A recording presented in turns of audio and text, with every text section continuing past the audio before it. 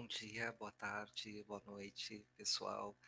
Eh, Nós estamos aqui, então, para dar uma pequena palavra, né, para fazer uma pequena palestrinha para o 4º Congresso Internacional de Media Ecology and Media Studies, o MEI Studies, e para a gente é um prazer muito grande estar aqui falando para vocês sobre a cultura maker e as novas formas de pensar e projetar. São makers e os novos papéis na educação, né?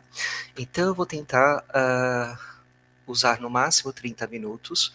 Meu nome é Dorival Rossi, eu sou professor do curso de graduação em design da Faculdade de Arquitetura, Artes e Comunicação em Design da Unesp de Bauru, e também professor do programa, né, de mídia e tecnologia, mestrado profissional, onde nós desenvolvemos a cultura maker, né, é uma disciplina voltada para a cultura maker. E para a gente é um prazer muito grande estar aqui compartilhando com vocês essas informações. Tá? Então nós vamos falar um pouquinho do nascimento dessa cultura maker aqui no Brasil, e depois como isso foi implantado no nosso campus, como isso tem sido desenvolvido no nosso curso, na nossa escola, e falar um pouquinho do nosso projeto de extensão e do nosso laboratório Maker, tá bom? Muito obrigado a todos e bem-vindos. Para falar de movimento maker, eu preciso falar de Homo Faber e Homo Ludens, né? O Homo Faber é aquele homem que tinha um lugar para fabricar, e o Homo Ludens seria o contraponto a isso tudo, né? Seria aquele homem que pode fabricar em qualquer lugar, né? O Homo Ludens, ele dá quase que o início, né, da nossa fabricação pessoal, né? Nós podemos fabricar as coisas em casa agora, né? Assim, da mesma forma como já conseguimos imprimir textos há muito tempo, agora a gente consegue fabricar coisas também, objetos, né? Então, nós vamos falar um pouquinho das narrativas da cultura maker e os discursos dos novos papéis na educação, né? Para falar de cultura maker, eu preciso falar de open design, eu preciso falar de um design que ele é aberto. O design aberto em contraponto ao design fechado. O design aberto, ele pressupõe a participação do usuário desde o início, por isso que ele é aberto. Enquanto que no design fechado, ele é feito por um designer, é feito por uma pessoa e tem uma assinatura e tem uma patente. No open design, nós nos protegemos, então, né, de acordo com os códigos do Creative Commons, né? Então, o Open Design, ele é necessário para a cultura maker.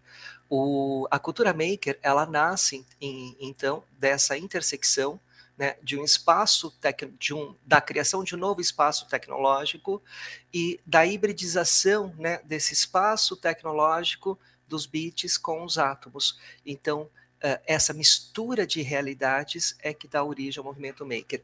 E o movimento maker também, ele passa a existir de fato, né?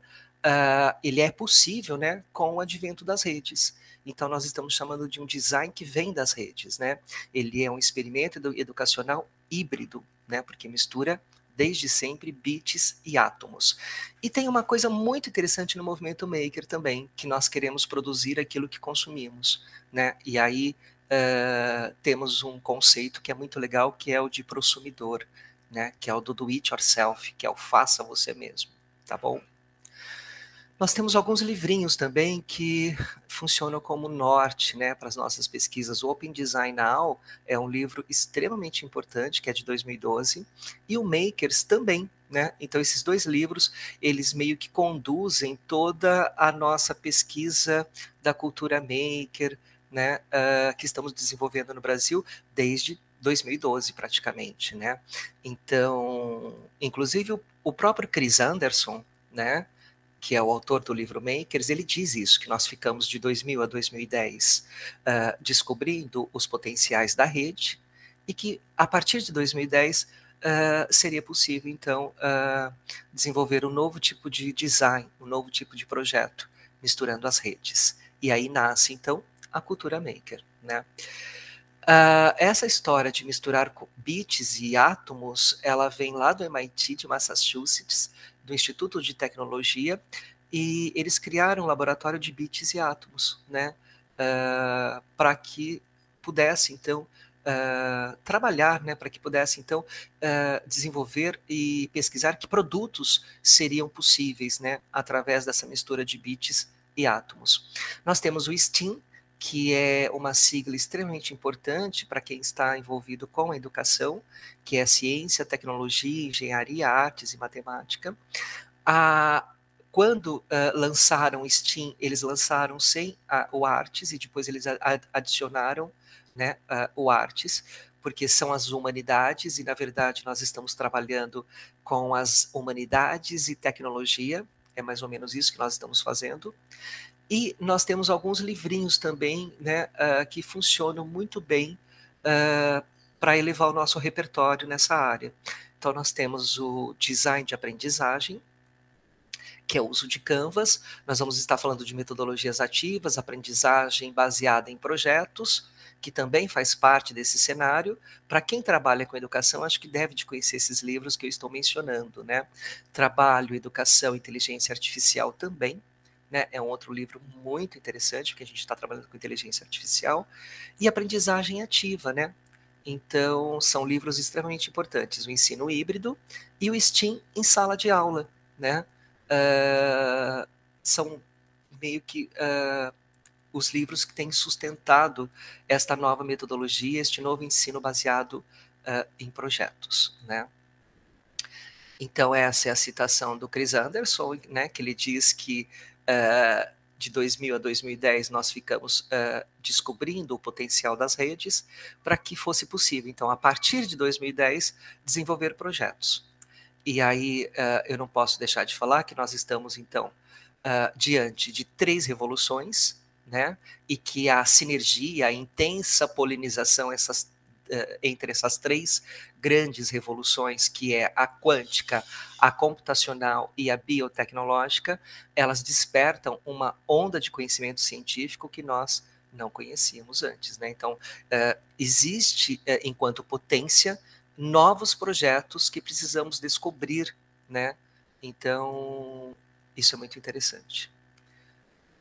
O santo grau da nanotecnologia seria a habilidade de criar alguma coisa a partir de quase nada, né? Então, isso seria quase que o esboço de uma fabricação pessoal, quase que o esboço da fabricação digital.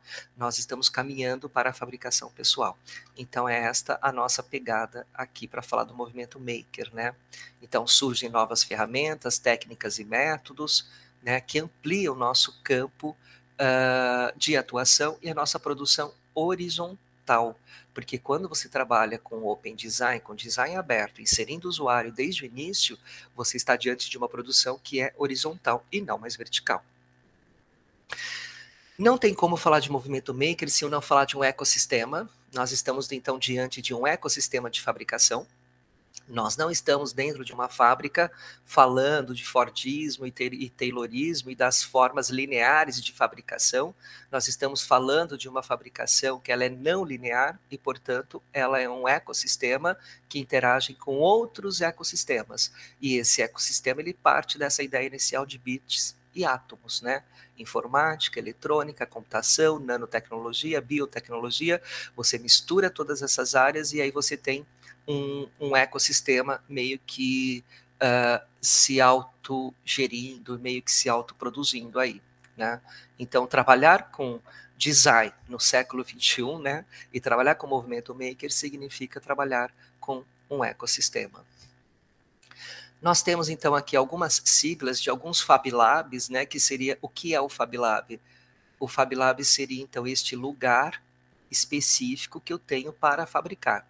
Então, existem vários Fab Labs espalhados pelas cidades, pelo mundo, e se eu não tenho todos os equipamentos para fabricar na minha casa, eu posso me dirigir a um destes espaços e fabricar lá, né? Então, é muito interessante. E os Fab Labs, toda vez que surge um Fab Lab novo, ele é meio que localizado, né, no Google Maps. Então, você tem a localização. No último censo aqui no Brasil, nós temos 130 Fab Labs espalhados pelo país, né? Então, isso para a gente é muito interessante, se bem que começamos em 2012, né? E aí nós temos, então, na verdade, um mapeamento aqui mostrando que o makerspace está sempre associado a um hackerspace, né? Essas duas coisas meio que funcionam juntas, né? O maker, ele é sempre um hacker, né? No sentido de estar reprocessando as informações, no sentido de estar fazendo uma engenharia reversa para produzir as coisas, né? Então, esse mapeamento aqui é mais ou menos para mostrar isso, e já aparece o nosso símbolozinho do nosso laboratório aqui da Unesp, porque nós nos intitulamos um pouco Hackerspace e um pouco Makerspace, né? Nós temos algumas premissas quando a gente fala de movimento maker, né? Nós temos que seguir uma determinada cartilha, né? Seria mais ou menos isso, ou, na verdade, um pequeno manual, né? Então, nós estamos sempre preocupados em criar com camadas abertas, que é diferente do design fechado que se fazia antes, né? Por que com camadas abertas, né? Porque eu preciso trabalhar com remixagem, né? E se eu trabalho com camadas abertas, eu permito que o outro participe do projeto desde o início, né? Porque ele está com camadas abertas. Construa sempre com modularidade. Por que a modularidade é importante? Porque nós não estamos mais diante de um sistema de fabricação linear, né? As linhas de fabricação, né? As linhas de montagem, por exemplo, né? Nós não estamos mais falando disso, nós estamos trabalhando com design que ele é modular, né? Você tem vários módulos, esses módulos se conectam e produzem uma coisa. É como se fosse um design Lego, muito parecido com isso, né? Nós temos também o valor agregado por meio do uso, né? Então, essa coisa de que nós produzimos um objeto e que o final dele é o lixo, eu acho que isso não pode mais acontecer, né? Então, nós temos que projetar objetos cujo final não seja o lixo, né? Então, quanto mais você usa, mais interessante esse objeto fica. Personalize os objetos compartilhados, né? Ou seja, esses objetos, esses módulos, eles estarão sempre disponíveis na rede, e eu vou dar um exemplo de um projeto feito assim daqui a pouco. Então, eles estão sempre disponíveis na rede, e você upa, né, esses arquivos, e quando você baixa, você também pode personalizar esses arquivos para dar um pouco a sua cara, né, nesses projetos que são, entre aspas, universais. Diversifique as bibliotecas, ou seja, quanto mais módulos você tiver, mais fácil fica para você conectá-los e montar coisas, né? Se eu tenho um número restrito de módulos, quer dizer que eu também tenho um número restrito de coisas que eu posso criar, né? Então, quanto mais módulos eu tiver, né, quanto mais pecinhas eu tiver na minha biblioteca, quanto mais eu conseguir compartilhar, para mim vai ser melhor. E a última premissa que seria vamos quebrar um molde, né? O que seria quebrar um molde? Significa pensar fora da caixa, né? E o pensar fora da caixa aqui para a gente no movimento maker seria pensar um pouco, seria na verdade pensar o design aberto, né, em detrimento ao design fechado. Então, para a gente pensar fora da caixa seria pensar o design aberto. No Brasil, nós temos então o primeiro livrinho, né, que foi lançado em 2012, que se chama FabLab, a vanguarda da nova revolução industrial, que foi um livro lançado pela Heloísa Neves. E a Heloísa é quem trouxe, né, o movimento maker para o Brasil. Esse movimento ele já vinha acontecendo, né, no mundo todo, mas aqui no Brasil ainda não. A Heloísa estava fazendo um doutorado, né? A Heloísa, ela é arquiteta formada pela Unesp de Bauru, foi nossa aluna, foi minha orientanda, e ela traz, então, em 2012, essa ideia para o Brasil e cria o primeiro FabLab em São Paulo, que era o Garagem FabLab. E assim inicia a história do movimento maker no Brasil, com a Heloísa trazendo. Ela se junta com Eduardo Lopes, Rita Vu, e aí eles desenvolvem todo o laboratório em São Paulo, e também, ao mesmo tempo, em 2013 já, eles desenvolvem o nosso laboratório aqui na Unesp de Bauru, né, como uma forma de presente, né, para a universidade onde eles estudaram, fizeram graduação. Então, a Heloísa também cria o Saguilab, junto com a gente aqui na Unesp de Bauru, que é o nosso laboratório, de fabricação digital aqui no campus. Um dos projetos interessantes, né, que eu estava falando que a Heloísa fez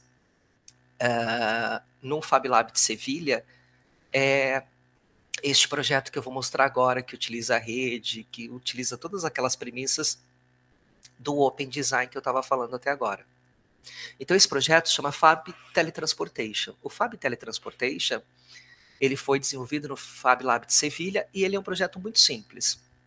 Né? Ele já tem o quê? Uns 6 anos, uns 8 anos esse projeto, e consistia em você pegar um molde, né? O mesmo molde, ele pode ser ampliado, ele pode ser aumentado, então você vê esse molde se modificando, né? Ele pode ser o molde de uma xícara, pode aumentar e virar o molde para uma tigela, enfim, mostrando que o mesmo produto pode ir se diversificando, né? Então, o projeto da Heloísa nesse laboratório de Sevilha foi pegar este arquivo e mandar para várias partes, né, que ela havia conversado com alguns laboratórios, com alguns Fab Labs espalhados pelo mundo, que aceitaram, né, participar do projeto. Então, ela mandava esse arquivo, e esse arquivo era alterado por eles e era impresso numa impressora 3D para mostrar o resultado, né? E depois a Heloísa, ela colocou o resultado, né, em cima do mapa mundi, mostrando mais ou menos o que essas culturas haviam produzido com o mesmo arquivo. Então, você pega o mesmo arquivo, que ele já está disponível na rede, que é esse aqui, esse arquivo já está disponível, e você interfere, você personaliza, você faz todos aqueles passos que eu estava falando até agora, e você tem, entre aspas, um objeto que é seu, que faz parte da sua cultura. Então, personalizar esses objetos é algo extremamente importante, né? Então, esse projetinho feito no Fab Lab de Sevilha é um projeto simples, mas é um projeto bastante significante, né? Ele fala bastante para a gente. E aqui tem uma imagem do Fab Lab de Sevilha, que é onde a Heloísa esteve, né? E aqui a plaquinha embaixo do Fab Teletransportation, que é esse projeto que eles estavam fazendo. Perdão. E isso marca quase que o início, né, do movimento maker, né? Nós estamos bem no comecinho e fazendo os primeiros experimentos, tal, etc. Essa imagem é de uma oficina dentro de um Fab Lab, né? É uma oficina para crianças, e na imagem de cima eles estão personalizando uma casinha para pássaros, né?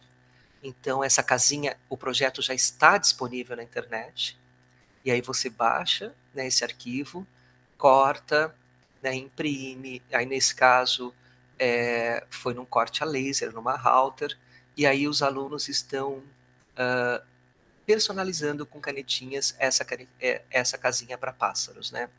E na parte de baixo nós temos uma pecinha de um jogo, né, que dá para você imprimir em 3D também, né? Dá para você fazer o que nós chamamos de replicator, né? Dá para você replicar essas pecinhas de um jogo, dá para você imprimir personagens, tal. E é muito interessante essa parte do Fab Lab com as crianças, né? De novo, mostrando uma criança personalizando também, né? E aqui a figura do guru, porque dentro de um Fab Lab, né, no movimento maker, nós não temos mais a figura do professor, e sim a figura do guru. O guru é o cara, então, né, que vai tirar as dúvidas, é o cara que vai fazer junto, mas sem ter aquela figura do professor necessariamente, né, que sabe tudo, que manda, e na verdade o guru, ele faz junto, né. Então isso é muito legal. Aqui nós temos uma tela do Fazendo o Togotoy, né? O que foi o Togotoy? O Togotoy foi um projeto da Julia Yussi, que é nossa aluna aqui do curso de Design da Unesp de Bauru, nossa orientanda. E o Togotoy, ele foi um projeto, né, de um jogo impresso numa impressora 3D, e que ele é inclusivo, né? E ele trabalha a inclusão da seguinte forma, né? Ele permite que um aluno de baixa visão consiga trabalhar com um aluno com visão normal, vai, entre aspas, ou com, né? Então ele tem algumas impressões em relevo, onde o aluno consegue fazer uma leitura em braille daquilo que está acontecendo, e aí ele consegue, então, jogar, consegue estar inserido dentro de um grupo que não tem baixa visão. Mesmo ele tendo baixa visão, ele consegue interagir, né, com o grupo todo. Então, a ideia do Togotoy é essa, é você trabalhar uma espécie de um brinquedo inclusivo feito numa impressora 3D, e utilizando então um FabLab, né, que é um laboratório de fabricação digital, para imprimir todas essas peças. E nesse caso, como a Júlia estava em São Paulo, ela utilizou um FabLab livre, né. Nós temos a Associação FabLab Brasil, né, que foi criado também a partir de 2012. Atualmente nós temos o presidente da associação, que é o Kenzo Abico, e essa associação é importante, né, porque ela fortifica ainda mais o movimento, enfim, é importante a gente ter uma associação, né. E coisas que dá para fazer então, né, vou passar algumas imagens também, de coisas que dá para fazer dentro de um FabLab, né. Então dá para eu fazer uma pulseira, uma forma, um sapato e uma imagem, né, de uma impressora 3D. E o que é interessante, né, nessas imagens, que nós estamos projetando, né, formas muito mais próximas e muito mais parecidas com a natureza do que formas geométricas pautadas em quadrados, círculos e triângulos, né? Então nós estamos trabalhando com malhas, com redes e muito mais próximo, né, com esse design generativo que é o design da natureza, né? E para mostrar esse exemplo que eu gosto bastante também, que é um projeto da Iris van Herpen, que é uma holandesa, ela é premiadíssima, ela desenvolve vários projetos, né, em 3D, e esse é um vestido que ela fez, e para mostrar que é possível, né, não fica aquele vestido duro, aquela coisa, é possível você... E ela tem uma coleção inteira, né, toda feita em corte a laser, em fabricação digital, né, e esse é um projeto da Iris van Herpen, que eu gosto bastante. Esse é o sapato também, ela foi premiadíssima com esses projetos. Aqui mostrando algumas, né, das nossas impressoras 3D, né, e elas têm de vários tamanhos, né, então desde pequena até muito grandes, as muito grandes imprimem até casas inteiras, né. Esse é um projetinho feito no Garagem FabLab, que é o primeiro laboratório de fabricação digital de São Paulo. Esse é o experimento de uma mãozinha mecânica, né, que foi impressa lá por eles. E é interessante mostrar, porque é um dos primeiros projetos feitos, né, no FabLab, no Garagem. Esse é o projeto também de um painel que ele é todo monitorado pelo celular. Então você vai modificando, né, e o desenho desse painel utilizando o celular. E nós temos também um Open Day, né, que é um dia aberto dentro do FabLab para que todas as pessoas da comunidade possam participar. E nesse dia, mostrando essa imagem para vocês, nós fizemos então o dia para se criar 6 robôs, né? Então, venha colorir, adesivar e montar, e escolhe o seu robô, e depois você vai meio que personalizando, vai colorindo. Então, os 6 robôs, né, o projeto já está disponível na rede, e aí você baixa dentro de um FabLab esse projeto, e corta e começa a personalizar e colocar sua cara nesses robôs, né? Então, a comunidade, as crianças são convidadas a participar, né, de projetos assim dentro de um FabLab.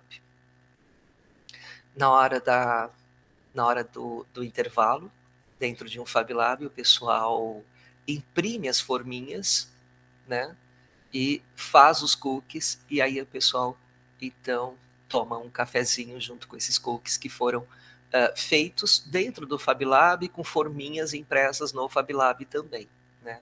É muito interessante isso. E mostrando para vocês também agora, né, como que nós, aqui na Unesp, na Universidade Estadual Paulista, né, Campus Bauru, nós temos desenvolvido o movimento Maker, né? Então nós temos chamados de Makers Unesp. Então eu vou mostrar para vocês um pouquinho do nosso trabalho aqui na Unesp de Bauru. Nós fizemos uma feira Maker, praticamente a nossa primeira feira Maker foi em 2014, né? Por isso que esse slide para a gente ele é histórico e ele é importante. Então, a partir de 2014, nós temos a nossa primeira feira Maker, e aí uma vez por ano, né, lá para outubro, acontece durante uma semana a feira Maker. A feira Maker ela é extremamente importante dentro de um projeto de cultura Maker. Né? Por quê? Porque é o dia, né, é a semana, na verdade, e que as máquinas de um Fab Lab ficam disponíveis para que a comunidade possa ir até o espaço, né, no nosso caso, até a universidade, e produzir coisas. Então ela tem é um pouquinho diferente daquela feira de ciências. Né? A feira de ciências que nós conhecemos, ela tem um projeto um pouco diferente e fechado, ele não é aberto. Né? Os alunos desenvolvem algum projeto tecnológico e colocam umas mesas assim que separa quem fez do público, e o público vai passando e os alunos vão explicando o que é aquele projeto, como foi feito, e o público só vai passando, vai vendo, vai passando, vai vendo, vai passando, vai vendo, e os alunos vão falando aquele texto que muitas das vezes é um texto decorado também, né? Então, na Feira Maker é diferente. A Feira Maker, o público é convidado a ir para a Feira Maker para fabricar, para produzir. E o que ele faz durante a Feira Maker, ele leva embora. Né? Então é muito interessante a Feira Maker, que é onde você consegue empoderar a comunidade também. Né? Então, coisas que nós fizemos na nossa Feira Maker de Bauru. Então, nós temos objetos assim, ou um dino, né, que é todo articulável. E essa imagem é importante porque ela mostra uma parte da nossa Feira Maker, né, é uma máquina que fica ali no Guilhermão. Guilhermão é um espaço muito grande dentro da universidade, geralmente é um espaço para eventos, então nós utilizamos esse espaço. As fábricas, né, elas trazem as máquinas e disponibilizam as máquinas nesse espaço, e os alunos, durante uma semana, junto com as pessoas da comunidade, frequentam esse espaço e produzem coisas e fabricam coisas. Né? Então, esses alunos estão maravilhados, olhando como é que essa corte a laser fabrica, né? Como ela processa. Né? Então, eles estão aprendendo, na verdade, e dá para perceber que não tem nenhum técnico de máquina do lado falando como funciona, ou não deixando os alunos chegarem perto, ou não deixando os alunos mexerem. Né? Então, a fábrica só coloca as máquinas e vai embora. E aí a gente fica ligando as máquinas, a gente fica vendo como elas funcionam, através de manuais, através de, imagina, baixando no YouTube algum tutorial, né? E é dessa forma que nós fazemos, então, hoje em dia. E aí todos os alunos podem mexer e todos os alunos podem fabricar. Mais uma imagem, né, de um projetinho feito por um aluno, né, de corte a laser, montado agora. E esse para a gente é muito interessante, essa imagem. Né? É uma nuvem que ela foi feita, né, nessa máquina, no corte a laser, e ela ficou pendurada lá nesse espaço que eu estou dizendo, que é o Guilhermão, e com vários papeizinhos pendurados. Né? O que são esses papéis? Nesses papéis estão escritos projetos. Né? Porque qual é a metáfora? A metáfora é que a gente sempre diz assim, você tem que upar, você tem que subir o seu projeto na rede para que outras pessoas de qualquer parte do mundo possam pegar, baixar, copiar e remixar e produzir aquilo que você upou na rede. Né? Então, claro que aí tem uma noção de autoria, tem um monte de coisa, e esses projetos, como eu disse no início, eles geralmente são protegidos através do Creative Commons. Né? Então, design aberto, ele não está preocupado com a patente. Né? Ele está preocupado em fazer um design colaborativo e fazer co-design participativo. Né? Então, essa é uma metáfora para a gente muito interessante. Eu gosto bastante desse slide, que foi a sacada de construir essa nuvem, né, e upar os projetos na nuvem. Então, os alunos que tinham um projeto em mente, eles escreviam nesses papéis e upavam esses projetos na nuvem, né? E depois nós fomos selecionando esses projetos para tentar ver quais os projetos que seriam viáveis, que seriam possíveis, então. Né? Então, é uma imagem bastante interessante para a gente. Essa é uma outra imagem interessante do nosso projeto de extensão, né? Por quê? Por que é uma imagem interessante? Porque são os alunos do projeto levando a impressora 3D na cantina da escola, né? Porque na cantina da escola você tem alunos de vários cursos, né? E não somente da Faculdade de Arquitetura, Artes, Comunicação e Design. Você tem de engenharia, você tem de matemática, você tem de computação, você tem de física. E nessa imagem você tem um aluno de design, do lado dele um aluno de computação e do outro lado um aluno de matemática. Então, quando você leva o projeto para a cantina, outros alunos começam a interagir com o projeto, né? E alunos também chegam querendo saber o que é isso, o que está fazendo, para que serve, né? Então é muito interessante. Então essa é uma imagem que para a gente é muito importante, que é uma imagem que mostra como nós levamos esse projeto até a cantina e como que esse projeto atinge então outras pessoas. Noutras palavras, nós não precisamos de uma salinha com uma plaquinha escrito aqui é o laboratório. O laboratório pode estar em qualquer lugar. Este é o conceito de nomadismo do século XXI. Né? Tranquilo? Então, o Manifesto Maker, ele propõe, né, faz parte do Manifesto Maker. Aprenda, equipe-se, faça, mude, participe, apoie, compartilhe, presenteie, divirta-se e permita-se errar. O último é extremamente importante para a gente também, né? Porque o movimento Maker, ele incorpora o erro desde o começo, né? O erro no nosso ensino tradicional e linear, ele é descartado, né? Toda vez que você erra, você apaga. Esse é o papel da borracha. Então, no movimento Maker, né, é como se fosse proibido usar a borracha e as camadas dos erros elas vão ficando e vão sendo incorporadas na hora de produzir o design, né? Então, parece que parece que não é nada, né? Parece que é uma grande besteira, mas só esses pequenos detalhes muda tudo aquilo que a gente está fazendo, né? Porque a gente aprende desde o início na escola tradicional a apagar aquilo que não serve, a desaparecer com o erro. E no movimento Maker, a gente incorpora o erro, né? E se eu incorporar o erro, por exemplo, numa imagem, eu tenho uma coisa chamada glitch, que é quando você incorpora o erro, você vai incorporando as camadas de erro e produzindo a imagem com esses erros, né? Então, isso é extremamente importante para a gente. Assim como é extremamente importante para a gente o do it yourself, o faça você mesmo, né?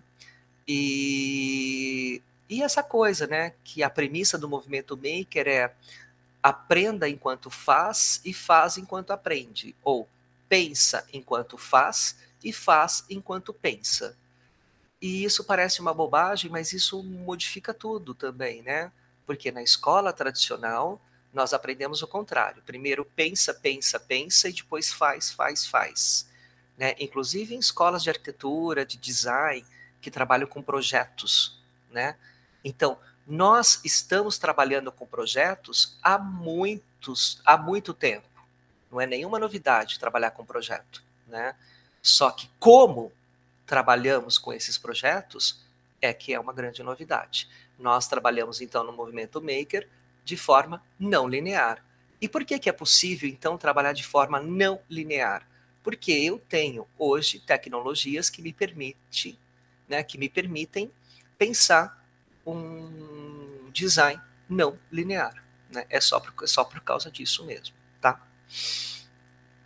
E para terminar, eu gostaria, então, de deixar essa imagem, né, que é o logo do nosso laboratório. É um aluno de biologia que faz parte, né, do nosso laboratório. Como eu disse, é um laboratório que acolhe vários alunos de vários cursos, né, apesar de ser um laboratório do curso de design da Faculdade de Arquitetura, mas ele abraça todos os cursos do campus também. E o nosso agradecimento, né? E dizer que estamos abertos a todos e que estamos receptivos e que para a gente é um prazer estar aqui falando do Movimento Maker, falando do nosso trabalho. E eu não vou me estender muito, né? Mas qualquer coisa vocês podem entrar em contato com a gente, vocês podem falar com a gente também, né? E o nosso muito obrigado, então. Eu vou parar a gravação, tá? E é isso.